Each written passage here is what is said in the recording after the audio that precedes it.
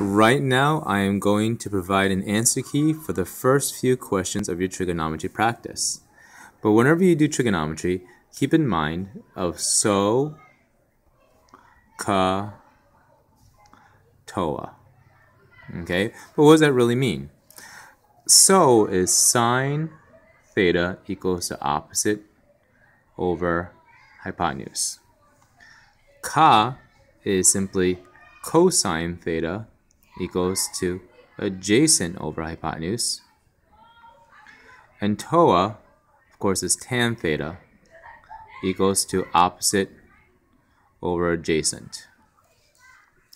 So if we focus on the first problem over here, notice that they give us the adjacent information and they're looking for the opposite information.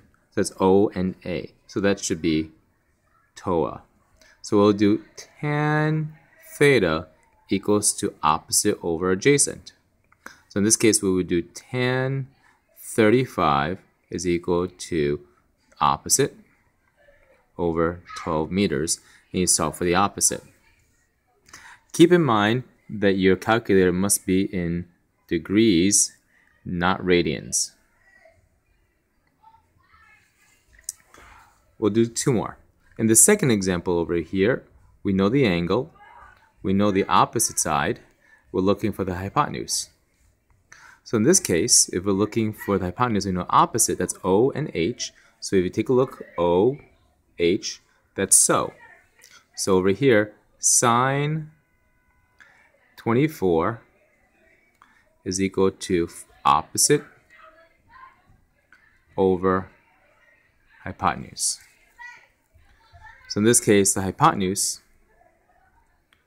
would equal to 4.6 meters divided by sine 24. One more. This one's a little different because we're given the opposite side, we're given the adjacent side, we're looking for the angle and for the hypotenuse. Well, the hypotenuse itself is straightforward because you could just do a squared plus b squared equals c squared.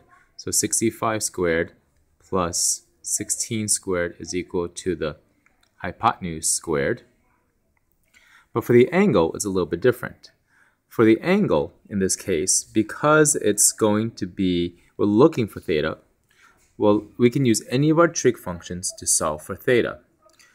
But if in this case, I'm going to use, because we know opposite and adjacent, I'm going to use tan theta equals to opposite over adjacent.